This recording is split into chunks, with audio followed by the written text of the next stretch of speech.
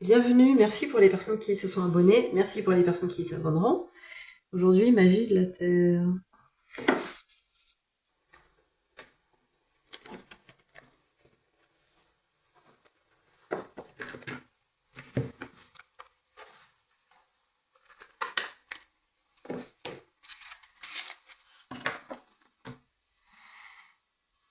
Aigle, communion.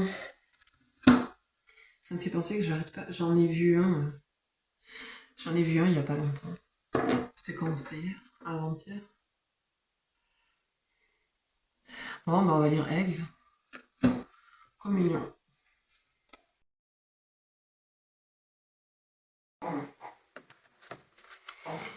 Aigle. Communion. L'aigle et l'homme prennent contact par les yeux et par l'esprit. L'homme a lancé un appel rituel à son frère aigle, qui vient amicalement vers lui. C'est une relation intime entre l'être humain et l'être ailé, une communion de l'esprit et de la chair, une profonde parenté spirituelle les unit, fondée sur leur reconnaissance du caractère sacré de leur lien. L'aigle est parfois considéré comme le plus noble et le plus grand des esprits, celui qui nous encourage à monter toujours plus haut, n'est-ce pas? Just like Tina, you know. J'ai pas pu m'empêcher, trop facile. Nous savons que par une telle communion, il nous est possible de toucher le ciel. Nous découvrons que nous sommes bien plus que des créatures à deux jambes collées au sol. Nous sommes intimement reliés à tout ce qui vit sur la planète, et c'est en communion avec toutes les expressions de la vie que nous réalisons à quel point nous sommes interconnectés.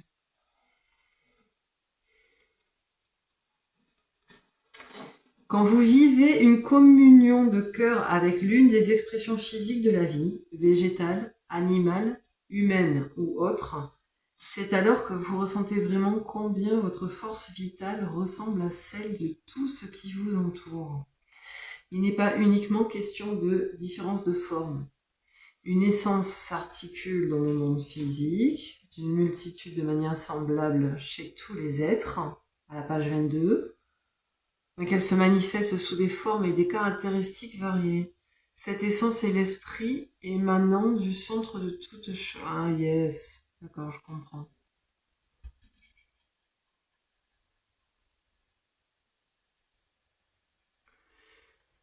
Une essence s'articule dans d'une multitude de manières semblables chez tous les êtres, sous des formes différentes. Cette essence est l'esprit émanant du centre de toute chose. Il est primordial pour vous aujourd'hui de communier avec la nature. Prenez le temps de faire une méditation les yeux ouverts auprès d'un animal ou d'une plante. Détendez votre corps autant que vous le pouvez. Respirez consciemment et gardez votre attention fixée sur la forme vivante avec laquelle vous communiez. Après quelques instants, vous aurez l'impression que les frontières se dissipent, fusionnant le moi et le toi. Vous recevrez peut-être des messages et serez emporté dans le flot d'une communication muette.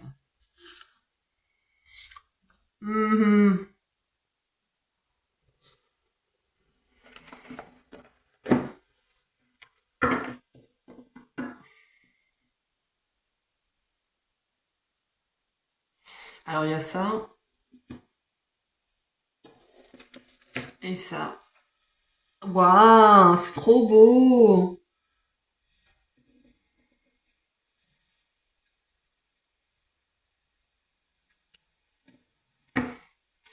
Alors on a les cristaux, la concentration, et on a le désert.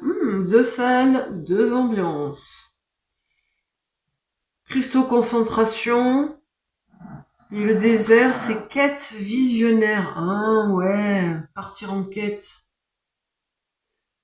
Tu vois, dans les tribus qui ont des rituels de passage à certaines périodes, comme par exemple pour l'adolescence. C'est le rite de passage qui va les faire entrer dans la tribu en tant que dans l'âge adulte, des choses comme ça. Et tu pars en fait Mais en fait, ils doivent partir seuls, ils sont pas accompagnés, ils ont rien à manger, et puis ils doivent s'exiler des tribus. Et ils partent en quête d'une vision, quoi, justement. Et ils peuvent mâcher, ils s'alimentent pas, ils jeûnent, mais ils vont mâcher certaines plantes qui ont des propriétés qui sont là pour ça, quoi. Je veux dire, qui leur permettent de communiquer avec les esprits de la nature, les dévas, les choses avec lesquelles ils vivent au quotidien. Pour eux, ils y pensent, c'est une évidence. Voilà, ils y pensent tout le temps. Bon. Ils sont connectés, ouais, c'est pour ça communion. Ah ouais, d'accord. Communier avec l'esprit de la nature. Ok. À la pleine lune, achèvement. Et les cristaux, tiens, on va aller lire les cristaux. La carte est très très belle. Hein. Waouh. Allez, cristaux, concentration. Cette image montre une grotte aux cristaux d'améthyste, baignant dans l'eau d'une rivière. Non, mais alors maintenant, je ne sais pas dire. Non, parce qu'en fait, j'ai les yeux. J'ai les yeux qui sont... Tu sais, quand tu sors de la douche, en fait, et t'as les yeux tout rouges, ou tu as eu de l'eau dans les yeux, ou je sais pas quoi. Et là, je suis en train de lire un bouquin où c'est écrit tout petit. Alors, les points lumineux représentent... Ah oui, c'est ça les points lumineux, là. Les petites points jaunes. Et représentent la force spirituelle dégagée par les gemmes, l'améthyste, à l'instar des autres types de quartz. S'utilise depuis des millénaires pour la guérison et la magie, ainsi que pour intensifier les capacités psychiques. Sa couleur étant celle du chakra couronne, elle est souvent considérée comme une pierre spirituelle, entre guillemets. La nature du cristal de quartz, deuxième élément le plus commun de l'écorce terrestre, est de faciliter la concentration de notre force vitale, ou concentration de l'esprit. Où s'oppose l'intention, la force se rassemble. Et les cristaux multiplient encore ce pouvoir. Notre intention influence la direction de notre attention. Notre intention influence la direction de notre attention. Quand nous en sommes totalement conscients, cela facilite la concentration du pouvoir spirituel et accélère la matérialisation de nos vœux dans la réalité physique. Oui, alors ça... la matérialisation de nos vœux. Moi, je pense pas. Je pense que ça se passe jamais. Ça se passe pas toujours comme on veut. Par contre, ce qui se passe, c'est ce qui est prévu. Voilà, l'univers a un plan. L'univers a un plan pour moi. Ça, c'est un mantra. C'est un mantra, moi, en ce moment, je me le récite beaucoup. Bon, l'univers a un plan. Alors, j'espère bien que l'univers a un plan, parce que moi, je vous le dis tout net, j'en ai pas. Et en fait, je pense pas que... Je sais pas. J'ai pas cherché... Est-ce que tu peux matérialiser des vœux, tu vois? Moi, je pense que tu vas vivre ce que tu dois vivre, tu vas passer par là où tu dois passer, et ça sera pas toujours une corvée, ça sera pas toujours... je sais pas comment finir cette phrase. Ça sera pas tout bon. Ça sera pas soit la panacée, soit la corvée, mais accélère la matérialisation de nos vœux dans la réalité physique.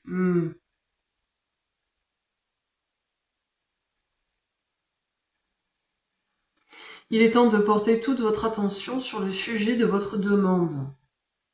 Éliminez les distractions pour lui offrir une concentration totale. Que ce soit un projet, une relation ou simplement une promenade relaxante dans la nature, soyez complètement présent à la situation. Une concentration aiguë élargira votre conscience et permettra à votre guidance intérieure de vous y donner un meilleur accès. Ce qui fera fructifier vos actions qui seront justes et appropriées. Ouais. Une cascade, tu vois, cascade facilité. Tu vois, avec comme ils disent, avec une concentration aiguë, bim, ça vient tout seul. Et ça descend en cascade. Ça fait penser à la pensée en arborescence. Ouais. Donc, travailler la concentration, quoi. Ok. En vous focalisant avec la clarté du cristal, vous suivez le flot de votre force vitale et faites un avec elle. Ce n'est pas un état de vigilance ou de tension accrue, mais bien de détente et d'attention relaxée. Gardez les yeux, les oreilles et le cœur fixés sur ce qui retient votre attention. Et les miracles se manifesteront. Ouais, en fait, tout ce que tu nourris en toi grandit. Donc en fait, là où tu places ton attention, c'est à ça que tu vas donner vie dans ta vie, in ta life. Ouais, en fait, faut faire gaffe où tu places ton attention et quels sont les résultats que tu veux obtenir. Ouais, les résultats que tu veux pouvoir voir à partir de ce que tu as planté au début, de ce que tu as semé. Ouais.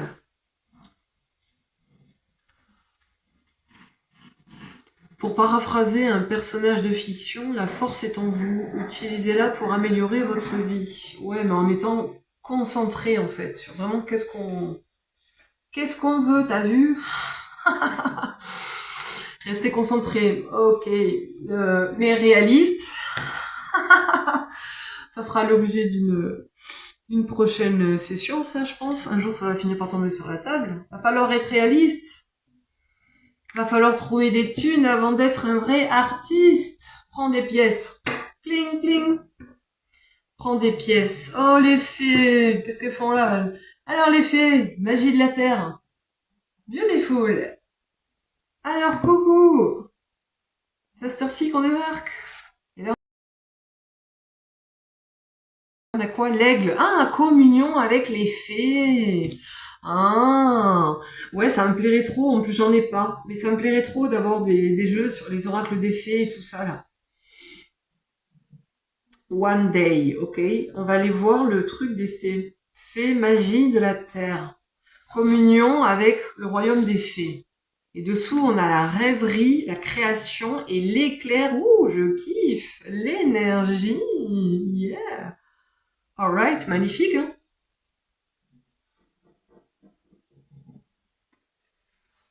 Dessous, on a l'iceberg. Et franchement, c'est pas excellent.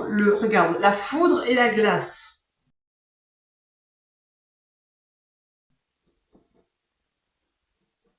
Un éclair froid. Ah ouais, ça me fait penser. Ouh, et dessous, on a le feu, la passion. Non, mais je vais faire toutes les cartes. Après, je vais être là. Oh, et puis en dessous, on a la baleine. Bon, stop. Mais oui, la danse. Mais mon Dieu. Elle me dit danse, danse, danse. Elle me dit c'est ta vie. Fais ce que tu veux, tant pis. Un jour tu comprendras, un jour tu t'en voudras. Elle me dit t'es trop nul. Tu fais n'importe quoi, on dirait que t'aimes ça. Allez les fées, magie de la terre. Pourquoi tu gâches ta vie? Pourquoi tu gâches ta vie? Attends, je viens de passer sur la page danse, célébration, it's a celebration, you know. Celebrate you stand, come on. Bon, je sais pas ce qu'on célèbre, hein. Ah, ça y est, je sais pourquoi. Ouais, c'est une femme noire. C'est une africaine, ou un africain. Non, c'est une, parce qu'il y a, c'est une africaine. Ok. Cette femme danse sur le thème d'une ancienne légende. L'une de celles qui passe de génération en génération depuis des siècles. Elle mime le récit avec des mouvements dont la chorégraphie naît d'une collaboration entre la tradition, les rituels et sa propre intuition. Mais ouais, la danse elle-même devient parfois l'histoire. Bien qu'on ne puisse les voir ni les entendre, d'autres personnes chantent et frappent dans leurs mains pour accompagner la danseuse. C'est une célébration collective centrée sur une légende qui se transmet depuis bien des générations. Ouais. Ah ouais, ça me rappelle trop quand on faisait des veillées autour du feu. Ouais. Bon, et alors, il se passe quoi? Depuis des milliers d'années, quelle que soit notre lignée, nos ancêtres commémoraient par le chant et la danse des histoires ritualisées. Comme sur cette illustration, les mouvements donnent vie à un récit kinesthésique. La participation de la communauté à cette représentation chaleureuse resserre les liens entre les gens et les connecte à leurs racines spirituelles ancestrales. Lorsque nous célébrons ainsi un événement, cela remue en nous un sens profond de gratitude, d'amour et de reconnaissance. Le caractère sacré d'une célébration dépend de la qualité de l'esprit présent. Elle est plus grande dans la mesure où vous êtes totalement présent, avec le moins d'inhibition possible, pour exprimer la joie et le bonheur dans vos mouvements. Concentrez-vous sur ce que vous célébrez. Mettez de la musique et dansez. Ah non, non, non, non, non, non, je fais une vidéo. Concentrez-vous concentrez-vous et dansez. Non. Ah, au secours. Mais arrête. Juste quand je te dis concentrez-vous, il me déconcentre. Non, il faut pas faire ça. Non, sérieusement, il faut pas faire ça. Non, on se calme. J'ai bientôt fini, vous pouvez tenir. Bon, alors qu'est-ce qu'il veut Dieu Dieu veut que chacun de nous passe le meilleur du temps possible sur Terre, et une partie de ce souhait vise à apprécier notre capacité à être joyeux et à l'exprimer avec le corps. Que ce soit en privé, avec un groupe d'amis ou en public, utilisez la musique, la chanson et la danse comme éléments essentiels de vos cérémonies sacrées, indépendamment du thème choisi. Car en réalité, toute célébration est sacrée. Ok. Et oui, alors les faits. Attends, on va y arriver. Ouais, très drôle. Non, et c'est le livret qui me souffle. Ouais, voilà. On va dire ça comme ça. Alors, où est-ce qu'elles sont, celles-là? Les fées, petits. Magie de la terre. Les fées sont des esprits de la nature que l'on dit descendre d'anciennes tribus habitant les îles britanniques, tout particulièrement celles des Tuatha, des Danann. Je ne sais pas du tout si ça se prononce comme ça. Associée à la déesse Dana. Ah ouais, c'est la tribu de Dana. Non, j'ai pas pu m'empêcher. Et c'est la page 77 de la tribu de Dana. Dans la vallée, qui gouverna autrefois l'Irlande. Au fil du temps, ces anciens peuples furent conquis et déplacés. Mais quel rapport avec les fées? Ils s'enfuirent vers des lieux où les humains ne pouvaient s'aventurer, devenant à la longue de plus en plus petits et moins visibles pour mieux se cacher. Les fées ont pris la responsabilité des plantes et des arbres, les êtres debout. Elles travaillent avec la magie de la terre pour en prendre soin, mais ouais, carrément. Et si vous le demandez, elles peuvent vous aider à embellir votre jardin. Elles sont également magiciennes et ont le pouvoir de changer de forme. Les fées apprécient quand nous prouvons que nous aimons la terre autant qu'elles. En conséquence, elles nous accordent un peu de magie pour en prendre soin. Ben oui, karma yoga. C'est bien ça, passer du temps dans la nature et puis ramasser tout ce qui se présente là, ramasser tout ce qui traîne. Tu vois, faire un peu de... Ouais, ça fait du... Ça c'est... Vous avez le même pouvoir que les fées à votre disposition. Cela commence par l'amour de la terre, à travers une appréciation et une gratitude ressentie du fond du cœur. Et ce qui importe le plus, à travers vos actions. Les fées peuvent vous aider à retrouver une connexion plus intime avec la terre. Elles n'ont besoin pour cela que de votre volonté d'aimer les arbres et la vie végétale autour de vous et d'en prendre soin. Que vous viviez en appartement ou soyez propriétaire d'un grand jardin, ayez à cœur de porter une attention soutenue à la végétation qui vous entoure. Plantez quelque chose. Je voulais faire une blague, parce que ça m'a fait penser à... Est-ce que je peux planter moi? Si tu te plantes en beauté. Voilà. Est-ce que, la question du jour, si tu te plantes en beauté, est-ce que du coup, il peut quand même pousser quelque chose de bien, de beau? Voilà. Mettez les mains dans la boue avec amour et enthousiasme. Chaque fleur, chaque arbuste, chaque légume dont vous vous occupez est un être vivant. Traitez-le comme votre meilleur ami. Demandez au fait de vous aider à prendre soin de tous vos amis végétaux et vous serez récompensé au centuple. On se rapproche de la terre. Waouh! Et ben cette fée. Ben oui, très contente d'avoir trouvé cette lame des fées. Eh ben c'est bien. C'est bien. On a quoi? Encore Baleine? Mais vraiment, sérieux? Et Gaïa, sollicitude. En vous remerciant. Gaïa, sollicitude. Tu vois, je te disais Karma Yoga. Et la carte est magnifique aussi. Oh là là, il y a tous les animaux en haut. Il y a un tigre, il y a un chien labrador, il y a une biche, ouais. Il y a un... Qu'est-ce que c'est? Un dinosaure, sérieux?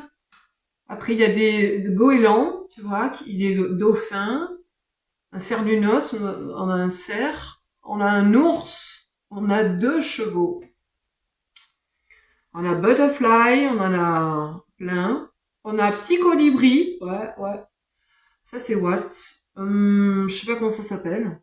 Un oiseau, très coloré. Je vous ferai des photos si j'y pense. J'y pense. Bon, la carte c'est très belle. On va lire le message. C'est vrai? Non, ça va faire beaucoup quand même. Baleine, saut. Ouais. Gaïa, sollicitude. Ouais, merci la terre. Non, je dis ouais, parce que c'est des étirements, faut faire du yoga, faut s'étirer, faut prendre soin de son corps et l'entretenir, tu vois, physiquement, tout ce qui est les extensions arrière en yoga. Bon, et ben c'est bien, donc merci. Voilà, bisous. Et puis, bah bisous, hein. Bisous. Ah non, range pas les cartes. Non, tu dois faire des photos. Oh, j'y ai pensé. Ouais. Allez, on va faire des photos.